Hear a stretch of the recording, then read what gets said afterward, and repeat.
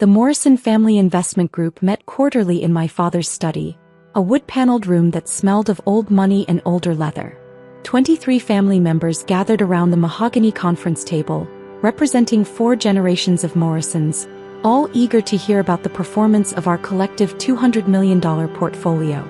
I sat in my usual spot near the door, close enough to observe but far enough away to be easily forgotten. "Excellent returns this quarter," my brother Marcus announced from the head of the table, standing beside Dad like a prince next to his king. Marcus had appointed himself as the family's unofficial investment spokesperson 3 years ago, right after he'd completed his MBA at Wharton. The portfolio is up 17% year-over-year. Our tech sector allocations are performing particularly well, and our real estate holdings in Austin and Miami have appreciated beyond projections. Applause rippled around the table. Dad beamed with pride at his eldest son, 42 years old and looking every inch the successful hedge fund manager he claimed to be. Custom suit, Patek Philippe watch, perfect haircut that probably cost more than most people's car payments. "This is what happens when you let professionals manage serious money," Marcus continued, clicking through a PowerPoint presentation on the 70-inch screen mounted on the wall. "Amateur investors get emotional, make reactive decisions, chase trends. Professional investors like our team understand market fundamentals, risk-adjusted returns, and portfolio diversification strategies." I sipped my water and said nothing. Around the table, cousins and aunts and uncles nodded along, absorbing Marcus's performance like it was gospel. Most of them had no idea how investment portfolios actually worked. They just knew that their quarterly distributions kept arriving, funding their lifestyles, and Marcus took credit for all of it. "Now," Marcus said, his tone shifting to something more serious, "we need to discuss portfolio access going forward. There have been some concerns raised about family members who might not fully understand the complexity of our investment strategy, trying to get too involved in decision-making." My cousin Jennifer raised her hand. "What kind of involvement are we talking about?" "Questions about specific holdings, requests to review individual investment performance, suggestions about sector allocation," Marcus replied. "The kind of micromanagement that can interfere with our professional team's ability to execute strategy effectively." "Sounds reasonable," Uncle Tom said. "We hired experts for a reason. Let them do their jobs." "Exactly," Marcus agreed. "Which brings me to a proposal. I'd like to implement a tiered access system. Family members who demonstrate sophisticated understanding of investment principles would have full transparency and input rights. Others would receive quarterly summaries and distributions but wouldn't have access to the detailed portfolio management systems." "How do you determine who's sophisticated?" my Aunt Rachel asked. "Educational background, professional experience, demonstrated investment knowledge," Marcus said smoothly. "For example, I have an MBA in finance and work in asset management. Dad built his commercial real estate empire and understands market cycles. Cousin David is a CFO at a Fortune 500 company. We'd be in the first tier. Others." He paused, letting his gaze sweep the room and landing briefly on me. "Others might be better served by a more simplified reporting structure." "You mean people like Emma?" my cousin Sarah said, following Marcus's gaze. "No offense, Emma, but you work as a teacher. This is probably over your head anyway." I smiled politely. "None taken." "Exactly," Marcus said. "Emma's a wonderful educator and we're all proud of her work with underprivileged kids. But investment management requires specific expertise that teaching elementary school doesn't provide. It's not an insult, it's just reality. I wouldn't expect her to explain portfolio beta coefficients any more than I'd expect her to ask me to teach 4th grade math." Laughter rippled around the table. Good-natured, familial laughter that wasn't meant to be cruel but landed that way nonetheless. Dad leaned forward. "Marcus makes a good point. The Morrison Family Investment Group has grown beyond what your grandfather could have imagined when he started it 40 years ago. $200 million isn't play money. It requires serious oversight. And serious investors," Marcus added. "People who understand what they're looking at when they review performance metrics. Emma, you still have a savings account at Community First Bank, right? Still driving that 10-year-old Subaru?" "I am," I confirmed. "Perfect example," Marcus said, addressing the room. "Nothing wrong with that lifestyle. It's practical, sensible, appropriate for a teacher's salary. But it's not the lifestyle of someone who thinks in terms of multi-million-dollar asset allocations. Emma probably has, maybe $20,000 in savings? 40 if she's been really disciplined. Something like that, I said quietly. See? That's my point.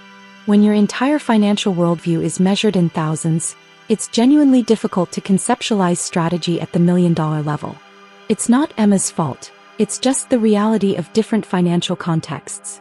My phone vibrated in my pocket. I ignored it. So we're voting on this tiered system? Uncle Tom asked. I think we should, Marcus replied. All in favor of implementing sophisticated investor criteria for portfolio access, raise your hand. Hands went up around the table. Not everyone. Some of my younger cousins abstained, looking uncomfortable, but enough. More than enough. Dad's hand was up. Marcus's, obviously. Most of the older generation who'd inherited money rather than earning it and liked the idea of being classified as sophisticated investors, even if they couldn't explain the difference between a stock and a bond. Motion carries, Marcus announced. I'll work with our legal team to formalize the criteria and notify everyone of their access level by end of month. Now let's move on to next quarter's rebalancing strategy. I'm proposing we take some profits from our tech positions and rotate into dividend-paying blue chips. More stability, less volatility. My phone vibrated again. And again. I pulled it out discreetly, glancing at the screen under the table. 3 messages from James Whitmore, the director of Whitmore Capital Management, the firm that had been managing the Morrison Family Investment Group's portfolio for 6 years. The firm I'd personally selected and contracted after conducting a comprehensive search of every major asset management company on the East Coast. James, quarterly meeting today? How are things? James, need to discuss the Henderson acquisition opportunity. Time sensitive. James. Also, Marcus Morrison just called requesting immediate access to move 50M into a private deal. Flagging for your approval per standard protocols. I read the last message twice, then typed a response. Deny the request. I'll call you in 5 minutes. Marcus was still talking, explaining his rebalancing strategy with charts and graphs that probably looked impressive to people who didn't know that every single recommendation he was making contradicted the long-term strategy we'd actually implemented 6 years ago. The strategy that had generated those 17% returns he was taking credit for. Question, I said, raising my hand. The room went quiet. Marcus looked surprised. I rarely spoke at these meetings. Yes, Emma? He said with exaggerated patience.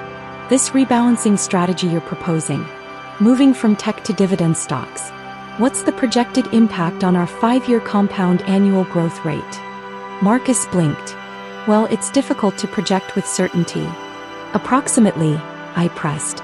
If we rotate $50 million from high-growth tech positions into dividend stocks yielding, say, 3 to 4% annually, what does that do to our overall portfolio performance trajectory? It provides stability, Marcus said, recovering his composure. More predictable income streams. At the cost of growth, I pointed out. Our current tech allocation is averaging 28% annual returns. Dividend stocks might give us 4% plus some price appreciation, maybe 8% total if we're lucky. So we're trading 28% returns for 8% returns. That's a significant haircut. It's about risk management, Marcus countered. Tech stocks are volatile. They can drop just as fast as they rise. They can, I agreed. But over the 6-year period since the current investment strategy was implemented, our tech positions have consistently outperformed broader market indices. Our Amazon position is up 412%. Apple is up 318%. Microsoft is up 294%. Why would we exit positions that are demonstrably working? Marcus's jaw tightened. Emma, with all due respect, you're reading numbers from quarterly reports without understanding the underlying market dynamics. I understand that we're in a growth phase of the market cycle, I interrupted gently. I understand that inflation is low, interest rates are accommodative, and technology companies with strong fundamentals are benefiting from structural shifts in how businesses operate. I understand that rotating out of our best-performing positions into defensive holdings is exactly the wrong move at exactly the wrong time. You teach 9-year-olds, Marcus said, his patience evaporating. You don't have the expertise to. I have the quarterly reports, I said, which show that every major investment decision made over the past 6 years has generated positive returns, and every suggestion you've made during these family meetings has been politely ignored by whoever's actually managing the portfolio. That's because the management team understands complexity that you don't, Marcus snapped. Or, I said calmly, it's because the management team receives their instructions from someone else. Someone who implemented the current investment strategy and reviews every major decision before execution. Dad held up his hand. Emma, sweetheart, you're out of your depth here. Marcus works in this industry. He understands things that... Dad, Marcus works as a client relationship manager at a mid-sized wealth management firm, I said. He doesn't make investment decisions. He schmoozes clients and plays golf. His job is sales, not portfolio management. How dare you, Marcus started. It's not an insult, I said, echoing his earlier words back to him. It's just reality. You're very good at client relations. You're personable, confident, well-networked. But you've never actually managed a portfolio of this size, never executed a major asset allocation strategy, never conducted the kind of institutional-grade due diligence required for $200 million investment decisions. And you have. Marcus demanded. You with your teacher's salary and your tiny savings account and your 10-year-old car? I have, I said simply. The room went completely silent. That's absurd, Marcus said, but something in his voice had changed. Uncertainty creeping in around the edges. I pulled out my phone and dialed James Whitmore's number. Put it on speaker before anyone could object. Emma, James answered on the first ring. Got your message about Marcus's request. I've denied the transfer and flagged it in the system. Thank you, James, I said. I'm actually at the quarterly family meeting right now. You're on speaker. There seems to be some confusion about portfolio management authority. Ah, James said, understanding immediately. Would you like me to clarify the management structure? Please. Certainly. James's voice was crisp, professional, with the authority of someone who managed billions in assets. The Morrison Family Investment Group portfolio is managed by Whitmore Capital Management under a contract established 6 years ago. The sole decision-maker for the portfolio per the terms of that contract is Emma Morrison. She approves all major investment decisions, reviews quarterly performance, and has final authority over asset allocation, manager selection, and strategic direction. Marcus had gone pale. That's impossible. I'm looking at the contract right now, James continued. Signed 6 years ago by Emma Morrison, establishing her as the beneficial owner and sole authorized decision-maker for the $200 million portfolio formerly held by Morrison Family Trust. The trust was dissolved and reconstituted as an individually managed portfolio per her instructions. Emma doesn't have $200 million, Dad said weakly. The Morrison Family Investment Group portfolio currently stands at $234 million, James corrected. Up from the initial $200 million when Emma assumed control 6 years ago. The 17% year-over-year return that Marcus mentioned earlier? That's the result of the investment strategy Emma implemented. Heavy overweight in technology sector leaders, minimal fixed income allocation, no exposure to declining industries, regular rebalancing to capture momentum while managing risk. This is insane, Marcus said, but he was looking at me now with something between horror and disbelief. Emma, if this is some kind of joke. It's not a joke, I said calmly. 6 years ago, Grandpa Morrison died and left his entire estate to me. Not to the family trust, not split among descendants, not to Dad or you or anyone else. To me. Specifically. Exclusively. $200 million in liquid assets that he'd spent 40 years accumulating. That's not possible, Dad said. The will said. The will said exactly what Grandpa wanted it to say, I interrupted. He left you the commercial real estate portfolio, Dad, which was worth about $30 million at the time. He left Marcus $1 million trust fund. He left various amounts to other family members. And he left me everything else. The stock portfolio, the bonds, the cash holdings, the investment accounts. $200 million. Why? Marcus demanded. Why would he leave everything to you? Because I asked him to teach me about investing when I was 16 years old, I said.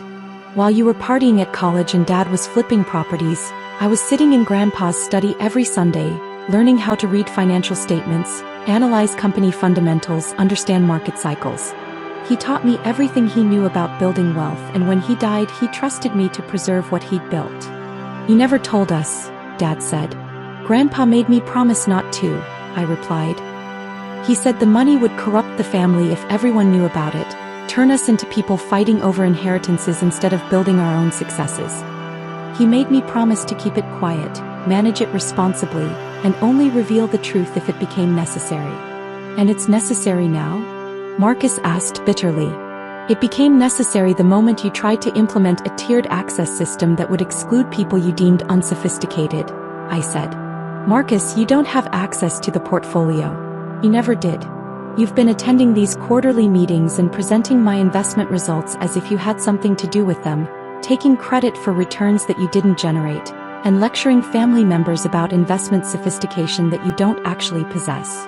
"The quarterly distributions," Aunt Rachel said slowly. "The money we all receive, where does that come from?" "From me," I said. "Grandpa wanted the family to benefit from his legacy, so I set up a distribution system. Every family member receives quarterly payments proportional to their relationship to Grandpa. Children get more than grandchildren, grandchildren get more than great-grandchildren, but everyone gets something. Last year, the family collectively received about $12 million in distributions. This year, it'll be closer to $14 million based on portfolio performance." "You've been giving us money," Uncle Tom said, "while we treated you like you couldn't balance a checkbook." "I have," I confirmed. "And I'm fine with that, honestly. I don't need recognition or gratitude. I live comfortably on my teaching salary, which I actually enjoy despite what Marcus thinks. The portfolio money just accumulates and generates returns, and I'm happy to share those returns with family." "Then why reveal it now?" Dad asked. "Why not just let things continue as they were?" "Because Marcus just tried to access $50 million for a private deal without my approval," I said, looking directly at my brother. "James flagged it per our standard protocols. Care to explain what private deal requires immediate access to $50 million of family money, Marcus?" Marcus's face had progressed from pale to bright red. "I don't have to explain anything to you." "Actually, you do," I said. "It's my money. If you're trying to move $50 million out of the portfolio, I need to know why." "It's a limited opportunity," Marcus said through gritted teeth. "A real estate syndication that requires immediate capital commitment. The returns could be enormous." "The returns could be fraudulent," I corrected. "James, did you run preliminary due diligence on Marcus's request?" "I did," James confirmed over the speakerphone. "The opportunity is a Dubai real estate project being marketed through private WhatsApp groups and unregistered broker-dealers. Multiple red flags, including promised returns of 40% annually, no audited financials, no regulatory oversight, and promotional materials that feature rented Lamborghinis and cryptocurrency millionaires. Classic characteristics of an investment scam targeting unsophisticated investors." The room had gone completely silent. "Marcus," I said quietly, "were you really about to put $50 million of family money into a WhatsApp investment scam?" "It's not a scam," Marcus protested, but his voice had lost all its earlier confidence. "I have connections who've vetted the deal." "Connections who are probably part of the scam," I said. "Or victims of it themselves who are now unwittingly recruiting others. This is exactly why I maintain sole control of the portfolio, to prevent decisions like this." "You've been lying to us for 6 years," Marcus said, desperation creeping into his voice. "Pretending to be poor, letting us think." "I never pretended to be anything," I interrupted. "I am a teacher. I do drive a 10-year-old Subaru and bank at Community First. I never claimed to be wealthy or poor. You all just assumed based on my profession and lifestyle. Those assumptions are not my responsibility." "But you let us believe them," Dad said. "I didn't correct them," I agreed. "Grandpa taught me that people reveal their true character when they think you're powerless." He was right. Over the past 6 years, I've watched this family operate, seen who treats people with respect regardless of their apparent status and who doesn't. It's been educational. My cousin Jennifer, who'd been silent throughout the meeting, finally spoke. "The quarterly distributions we receive. Can you stop them?" "I can," I confirmed. The family distribution system is entirely discretionary. I could freeze all payments tomorrow if I wanted to. But you won't, Jennifer said. It wasn't a question. I won't, I agreed. Unless someone gives me a reason to. The distributions continue as long as family members aren't actively trying to sabotage the portfolio or commit fraud with family assets. I wasn't committing fraud, Marcus said weakly. No, you were just being reckless with other people's money while taking credit for returns you didn't generate, I said. Which brings me to my next point. Marcus, you're removed from any advisory role related to the Morrison Family Investment Group, effective immediately. No more quarterly presentations, no more investment suggestions, no more pretending you have anything to do with portfolio management. You can't do that, Marcus protested. I just did, I said. James, please note in the account files that Marcus Morrison is not authorized to request information, suggest changes, or access any aspect of the portfolio going forward. Noted, James confirmed. Emma, while I have you on the line, should we proceed with the Henderson acquisition opportunity? We need to move quickly if we want to participate in the Series D round. What's the allocation? I asked. $15 million for a 3% stake. Company is projecting IPO within 18 months at a valuation that would give us 8-to-1 return on investment. Run the full diligence package, I said. If everything checks out, approve the investment. Use funds from the healthcare sector allocation. We're overweight there anyway. Will do. Anything else you need? That's all for now, James. Thank you. Always a pleasure, Emma. He hung up. I looked around the table at 23 family members who were seeing me clearly for the first time in 6 years. Or possibly for the first time ever. I want to be clear about something, I said. The money that Grandpa left me isn't family money in the legal sense. It's my money. I choose to share the returns with family because that's what Grandpa wanted, but I'm not obligated to. The quarterly distributions could stop tomorrow. The entire portfolio could be redirected to charitable foundations or invested in ways that benefit only me. I don't do those things because I actually care about this family, despite how some of you treat me. Emma, Dad started. I'm not finished, I said gently. Dad, you've spent 6 years implying that my career choice makes me financially illiterate. Marcus, you've spent 6 years lecturing me about investment principles while I've been implementing the strategy that funds your lifestyle. Multiple family members have treated my questions and observations as cute attempts at participation rather than legitimate input from someone who actually knows what they're talking about. We didn't know, Aunt Rachel said. You didn't ask, I replied. Not once did anyone wonder how I could afford to live comfortably on a teacher's salary with no apparent financial stress. Not once did anyone question where the quarterly distributions were actually coming from or who was making the investment decisions that generated them. You all just assumed Marcus was responsible because he looks and acts like what you think a successful investor should look like. What do you want from us? Dad asked quietly. Honestly, nothing, I said. I don't need apologies or recognition or changed behavior. I've been managing just fine without any of that for 6 years. But Marcus's attempted $50 million withdrawal forced me to reveal everything, and now that it's out in the open, we need new rules. What kind of rules? Uncle Tom asked. First, no more investment suggestions from family members unless they're coming through proper channels with actual analysis backing them up, I said. Second, quarterly meetings continue, but they're informational only. I'll present the results, answer questions, explain strategy, but decisions remain mine alone. Third, the tiered access system Marcus proposed is dead. Everyone gets the same level of transparency. Quarterly reports, annual summaries, and access to me if they have legitimate questions. That seems fair, Jennifer said. Fourth, I continued, and this is non-negotiable. Anyone who tries to access portfolio funds for personal investments, loans, or opportunities, without my explicit approval will have their quarterly distributions suspended permanently. This is a family investment portfolio, not a personal ATM. Marcus looked down at the table. Are we clear? I asked. Nods around the table. Some reluctant, some relieved, all of them understanding that the family dynamic had just shifted in a fundamental way. Good, I said. Now, unless there are questions about the actual portfolio performance, I think we're done here. I have a question, Cousin David said. He was the CFO Marcus had mentioned earlier, one of the few family members with actual financial expertise. The Henderson acquisition James mentioned. That's Henderson Medical Technologies. It is, I confirmed. They're revolutionizing diagnostic equipment, David said. If their IPO hits projected valuations, that $15 million investment could be worth over $100 million in 2 years. That's the analysis, I agreed. How did you get access to their Series D? Those rounds are usually reserved for institutional investors with established relationships. I've been investing in medical technology companies for 4 years, I said. Built relationships with founders, participated in earlier rounds for other companies, established a track record. Henderson's founders approached me directly. You have a reputation in the medical tech investment community, David said slowly, realizing something.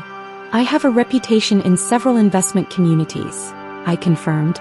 Medical technology, artificial intelligence, renewable energy, cybersecurity. I've made 43 investments over the past 6 years across those sectors. 31 have generated positive returns. 8 are still in early stages. 4 failed completely. The portfolio you all benefit from is just one part of a larger investment strategy. How much? Dad asked. Total. How much are you managing? I hesitated, then decided there was no point in half-truths anymore. Across all portfolios, including the Morrison family holdings, approximately $760 million. The silence that followed was absolute. $750 million, Marcus said faintly. You're managing $750 million while teaching 4th grade. 3rd grade this year, I corrected. And yes, turns out you can do both if you manage your time well and don't waste energy on things that don't matter. Like impressing your family, Aunt Rachel said softly. Like impressing anyone, I said. Grandpa taught me that real wealth doesn't announce itself. Real success doesn't need validation. You build something good, you protect it, you share the benefits with people you care about, and you don't worry about whether anyone understands or appreciates what you've done. He would be proud of you, Dad said, and for the first time in years he sounded like he actually saw me as something other than his underachieving younger child. I hope so, I said. He gave me an incredible gift. Not just the money but the knowledge and trust that came with it. I've tried to honor that gift by managing it responsibly and using it to benefit people beyond myself. The teaching, Jennifer said. You really do it because you want to, not because you need the income. I really do, I confirmed. I love teaching. I love working with kids, seeing them learn and grow, making a difference in their lives. The investment management is intellectual stimulation and financial security. The teaching is purpose. I need both. Marcus had been silent for several minutes, processing everything. Finally he looked up. I'm sorry, he said quietly, for the way I talked to you, for taking credit for your work, for trying to access money that wasn't mine to touch. I accept your apology, I said. But Marcus, you need to understand something. The Dubai real estate deal? That would have destroyed this family. $50 million gone, no legal recourse, probably criminal charges for whoever authorized the transfer. You were 10 minutes away from losing everything. I know, he said. I wanted to prove I could generate returns like the portfolio was showing. I wanted to be the successful investor everyone thought I was. The opportunity seemed perfect. High returns, exclusive access, a chance to finally earn the credit I'd been taking. That's how scams work, I said not unkindly. They prey on ego and ambition. They make you want to believe so badly that you ignore the warning signs. How did you know? Marcus asked. How did you know it was a scam? Because I've seen 100 pitches like it, I said. When you manage serious money, scammers come out of the woodwork. Guaranteed returns, exclusive opportunities, limited time offers. They all use the same playbook. Real investments are boring. They involve audited financials, regulatory compliance, transparent deal terms, and modest return projections. Anything that promises wealth without risk is lying. So what happens now? Dad asked. With the family, with the portfolio, with everything? Nothing changes operationally, I said. I continue managing the investments, family members continue receiving distributions, life goes on. The only difference is now you all know who's actually doing the work. And Marcus? Uncle Tom asked. Marcus is still family, I said. He still receives his quarterly distribution. He's just not representing himself as the portfolio manager anymore. If he wants to repair his reputation, he'll do it through his actual job, not by taking credit for mine. My phone buzzed. Another message from James. Henderson Diligence came back clean. Executing the investment. Also, you have 3 other pitch decks to review when you have time. I need to go, I said, standing up. I have actual investment decisions to make. James will send out the quarterly reports to everyone by end of week. If you have questions about the numbers, email me. If you want to suggest an investment opportunity, send a formal pitch deck and I'll review it. If you need financial advice, I'm happy to help. But the drama ends here. Emma, Dad said as I gathered my things. Your car. Your apartment. Your savings account. Why live like that if you don't have to? Because it's authentic, I said simply. This is who I am, Dad. I'm not interested in luxury cars or penthouse apartments or designer clothes. I'm interested in meaningful work, financial security, and using resources to make the world better. Grandpa's money lets me do all of that without compromise. He chose well, Dad said quietly.